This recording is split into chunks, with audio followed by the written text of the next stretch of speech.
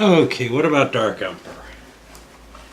Well, as I said in the opening, the sucker may be, no, it is, one of the best fantasy war games out there. But there's a pretty slim picking of what I'd really consider fantasy war games. Barbarian Kings, for example, I kind of feel like that's on the edge of wargaming. I guess with the different unit types and everything, it still kind of qualifies, and I like that a lot. But this is a nice little two-player. Feels it has a lot of really good things about it as a game. It's got some serious problems as a simulation of whatever it's simulating. Largely the simple fact that it's, the attrition is one of the bigger ones. Okay, let me try to focus here in this. What about the components? Let's get started on those because that'll free my mind up. Really, really interesting and kind of weird and hard to cope with map. Just because, rivers do things you don't expect them to, like connecting to almost oceans along it.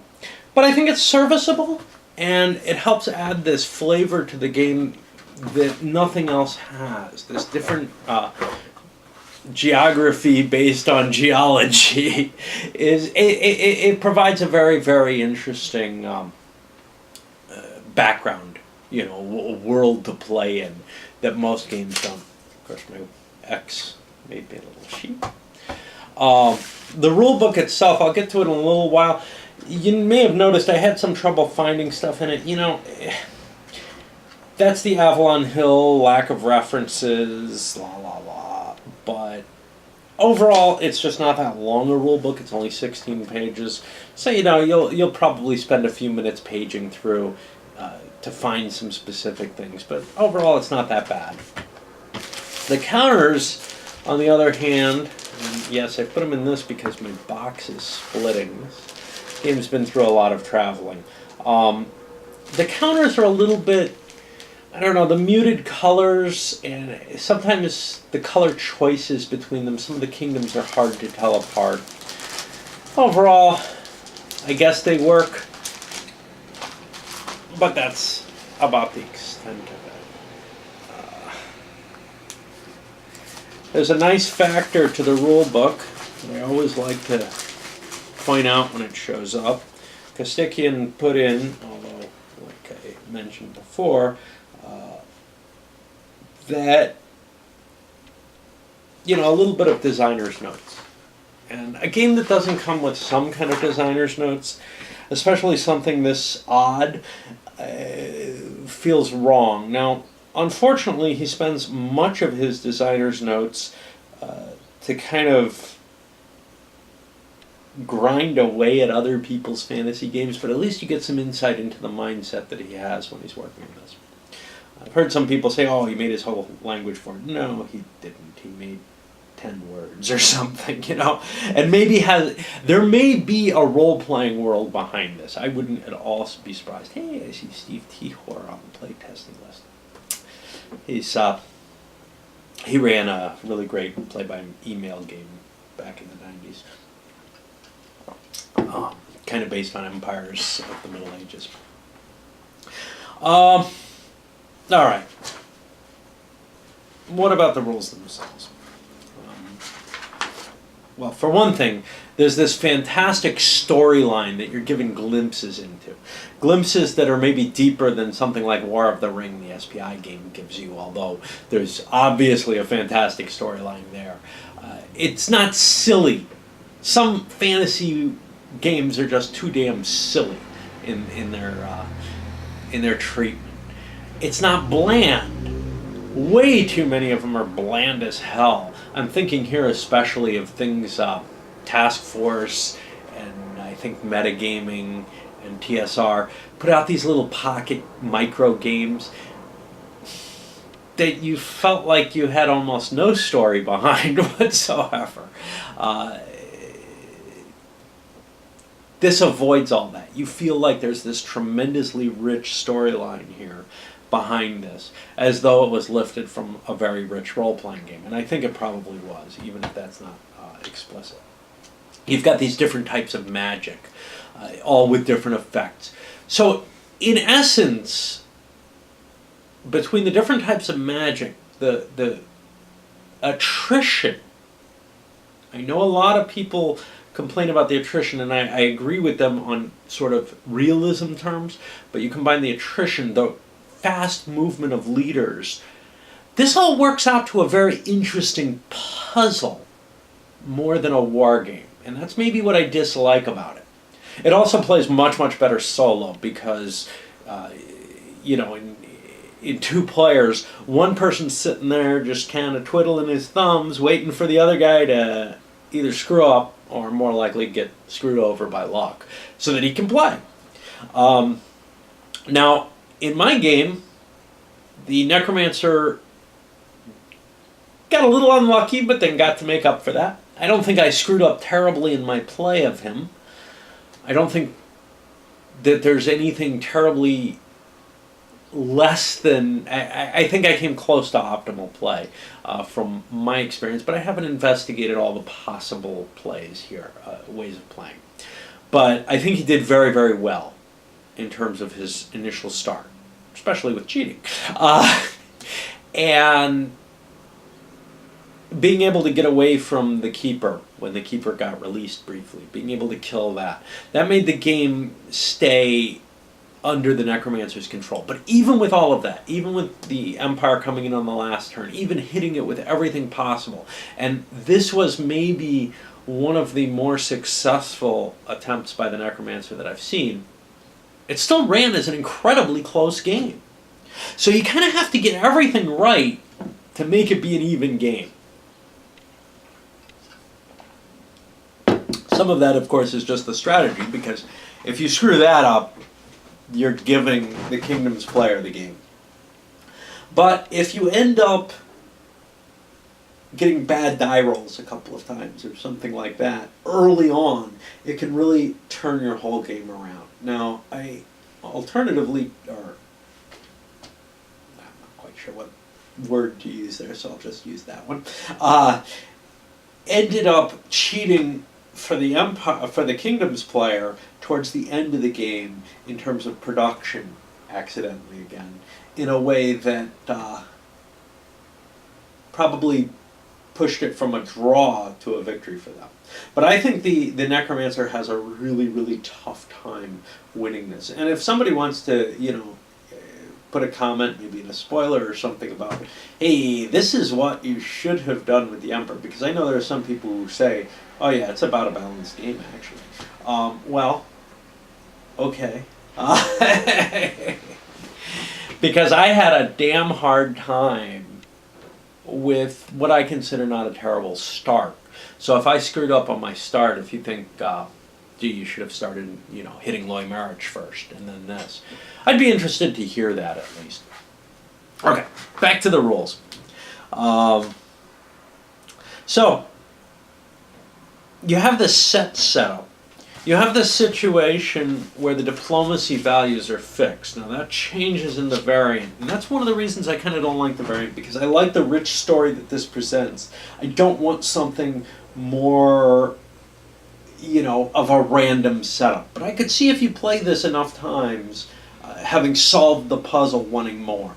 Because that is the thing, and that's what I was trying to say there. As a solo game, because it really is, for the first 10 turns, if you're doing it all well with the Necromancer, it becomes almost a puzzle. Where do I want to hit to prevent him from getting more kingdoms? What do I need to do? How do I handle this? What is the proper force? You still have to manage risk and everything, but it becomes that kind of, you're not really reacting to what your opponent is actually doing. You're just reacting to kind of what your die rolls and your probabilities are going to be. To maintain control of the game. And then you've got this end goal at turn 10 that you want to be in to strike. And I didn't make that this time because Stavror didn't come into the game. Okay. being as disjointed as possible, though. So within that setup, that fixed setup, I think that works nicely. Then you go to the activation rules, this diplomacy, or being able to invade another kingdom, one of the kingdoms, and bring it into play on the other side, on the other player's side.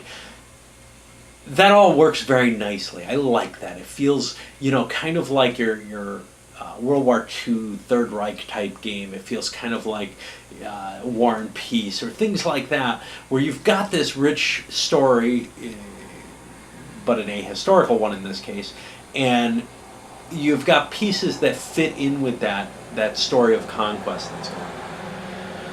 It's got an economic side to the game. That economic side is not as rich as in some games, especially, say, a World War II type game, but I think it's about equivalent to, say, War and Peace in terms of what you've got. You've got choices of different kinds of units, and they have slightly different capabilities. Usually, though, it's pretty obvious what you want to buy, and quite often you have enough money to buy everything you can. The vampire recruitment's a little different. Now that's a serious puzzle for the necromancer player. How much does he want to use his vampires, moving them around, getting them killed through the attrition rules, fighting, losing them in combat? They're hard to combine with non-flying units because their movement range is so much greater as flying units, and they can't just pick up non-flying units and move along with them. The movement and attrition rules themselves, these are very interesting, similar, like I said, at the initial two Crusades and its ilk, where you get to choose how far you move, and, well, everything will just die if you go too far. I kind of like that choice, except that there are times in this game when you want to kill units. So that's a little weird, but okay. But what goes wrong here is that the attrition chart doesn't take strength points into account. All it worries about is how far did you move, and then you if you're one unit and you went too far, you'll be destroyed. And this is a serious blow to the realism factor to the game. However, I think it actually adds to the puzzle factor and maybe even to the overall gameplay. So in a sense, if you can disconnect yourself from, this is this game with this wonderful storyline. If you can disconnect yourself from all that and accept this unreality, it might be really interesting. So I could see where, someone who's very interested in Euro-type games with their optimizations, and is willing to play kind of a military optimization game, would really, really like this one. Unfortunately, this is a big, hard hit on something, just in terms of being able to grasp. This large army is actually less vulnerable to attrition than one unit running along on its own. Of course, it does solve the problem, which I haven't handled Crusades yet, but I'm hoping these later games that Berg made with that same attrition system, like Onward Christian Soldiers, and I think he uses it in the Ancient Worlds too. I'm hoping that those games have solved this problem. Crusades had a problem where if you can split all your forces up, which the Crusaders can do because they have an infinite number of leaders essentially, then you suffer no attrition. That's not bad if you have limited number of leaders, but when you have an infinite number, it's a real problem. And in this game, leaders aren't required for movement, so if you could move one unit at a time, and each one travels as though it's just a single unit, and there's no penalty for being a single unit alone, well, that would be very problematic. So this finesses that issue completely. There's no sneaky way around the attrition, but there's something very disconcerting about a single unit suffering 100% casualties from attrition, whereas a stack of 5 units traveling the same distance will suffer at most 20%, right? I just think there should be some modifier there. You have your different wings of combat. You have your ground, your air, your naval, all very nice. one nice thing about a fantasy game is you get to play, you know, a swords type game, but with all these kind of funky World War II-ish type weaponry, and that's cool. I like seeing the 20th century combined arms of that type, but it doesn't play a lot of effect on this game. Air power isn't something special, it's just troops that move faster. Some of the early war games were the same way too, in the historical stuff. I never used the leader boxes. I'm just going kind of skimming through the rules. The rules are very nicely handled in terms of presentation as to being able to see the headers. So it makes it easy to kind of skim the rules and think about the game and remember it, but it doesn't necessarily make it easy to find what you're looking for terribly well. It reads well enough though. What about the combat system? This reductum ad absurdum, where your odds actually don't have a very big effect. That's a little strange, but it doesn't terribly affect the believability of the game. These heroes are truly mighty heroes. Their leadership is vital to the forces. They're weak on their own, but for whatever reason, they're able to instill great ardor in their troops.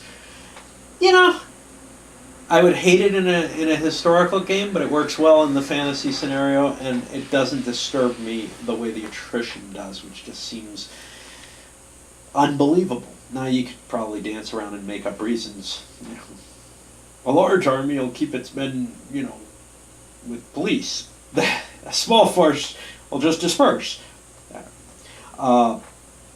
The cities rules, it seems like they kind of left a little something out, like they meant to have the cities have an additional defensive factor due to the rating on them, and dropped that out. One of the things in the designer's notes that's kind of funny, I suppose Dark Emperor may have a few rough edges, a few problems that may have been solved with more development. But then he goes on, part of professionalism also consists in knowing when to leave well enough alone. Well, modern games do not have the ambiguities and small issues that this does. I'm fine with this. This is my era of gaming. Things were like this. But this could not sell as is today. It would require a lot more hammering out and probably 10 more pages of rules to say the same thing, and to fill out all kind of examples and everything, and make certain nobody ever got anything wrong if they read all the rules. But of course somebody like me is just going to skim the rules because, well, I can handle these 16 pages pretty easily, but I'd have a hard time over something that just kept repeating itself to make sure it got the point through. Okay, enough of that. Stacking limits. Now this is why the attrition kind of works, is that I can only move a force as big as was in a stack, but stacking limits get bent here and there. And I think you can pick units up. I certainly did during my movement. That may not be legitimate. No, they have to begin and end in the same hexes. If units start in different hexes, they're considered separate stacks, and they'll have attrition. So I cheated there pretty heavily. I don't know who that favored. Both sides were using it. But yeah, your attrition is going to be harsher than I took, because quite often I was picking up units mid-move. The diplomacy rules, I kind of handled the activation earlier. The diplomacy rules themselves, I really love the fact there are these fixed alliances built into it. I can see where that gets tiring. The magic is a huge little bit of richness to the game that doesn't add too much in terms of mechanical complexity. But it does add some, as you can see with those duels at the beginning of battles when you had, the life and death rune masters up against each other. One thing I have as a gripe against some of the runes is some of them feel largely less useful than others. Some of them are good in multiple circumstances. So fire, well, fire has one big thing. It's good in combat. You got this wall of flames thing, but I've never used that. But it can create a block around a hex if you want to protect something. Unfortunately, Incinerate's just so valuable if you can get something off, killing a big unit is worth a lot. Water, not so useful. I can see the Part C being terribly valuable in terms of being able to make bridges. There have been times when I wanted that. But these movement magic are a pain in the ass because it means that you've put somebody who has combat ability, in the case of Stav, it was fairly high in my game, and you're using him up to just help you move some units. This is part of the puzzle of the game, or part of the decisions and optimizations you have, but it feels like some of these choices are very seldom picked, and that is kind of disturbing. Air is very weak. All you have is 2 movement abilities. Earth isn't bad. It has a combat ability, actually 2 combat abilities. One to give you a defensive rating like a city, or to breach walls.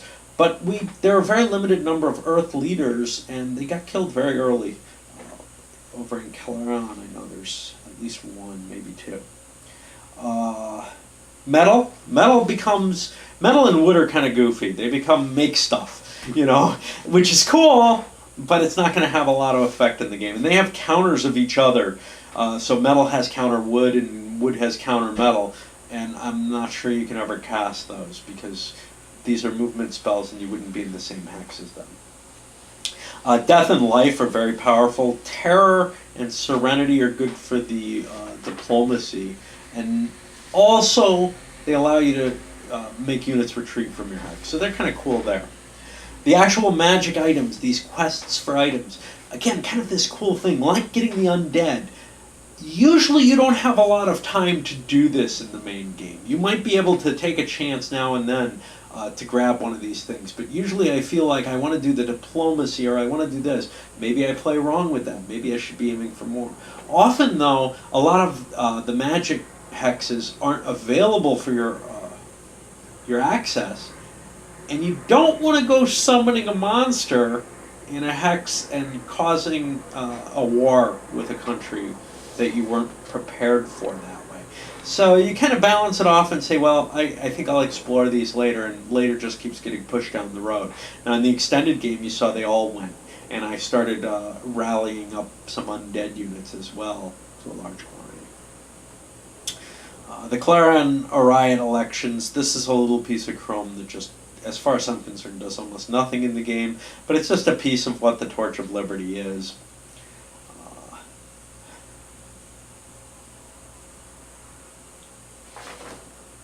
And that's really about it.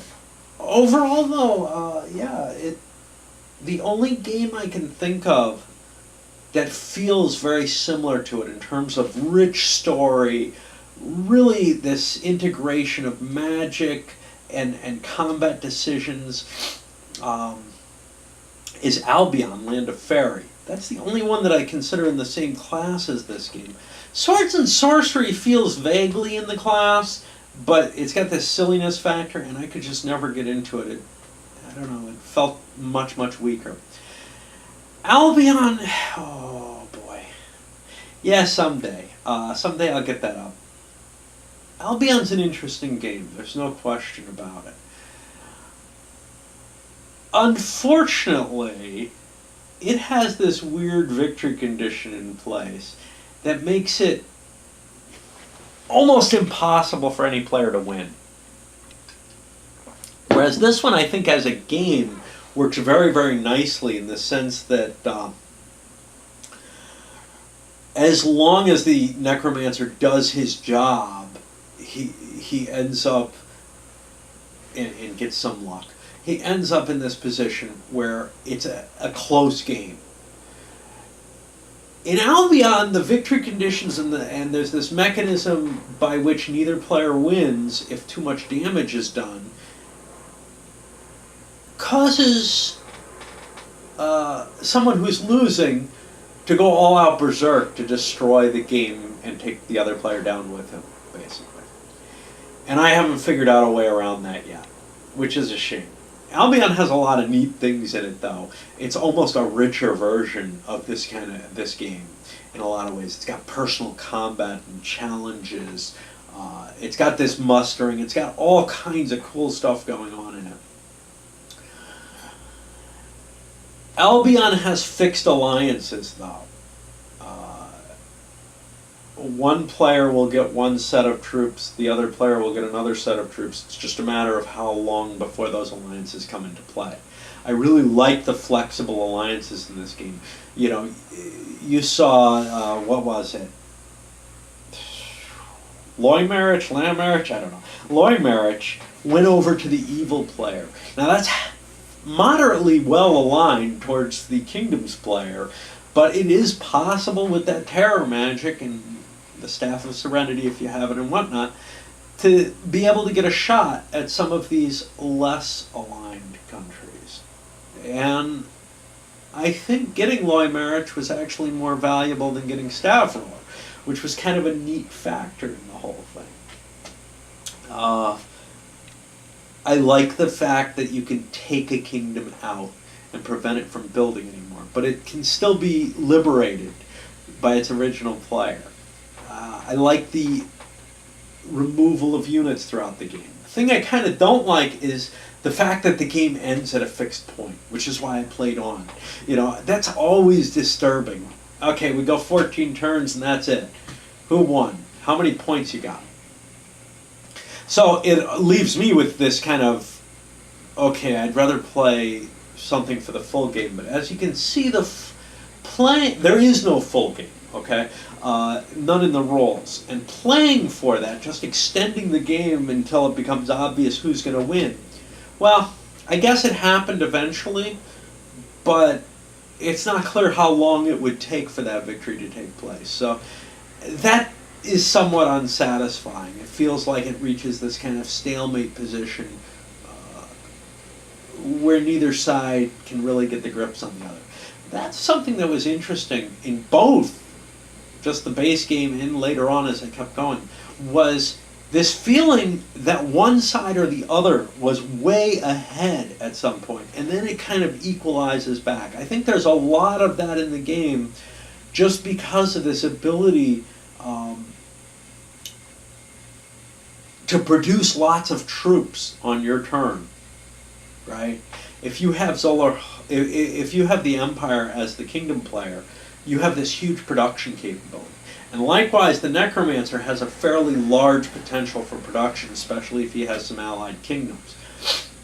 So you end up with sort of this natural balance where neither person can get that death blow in.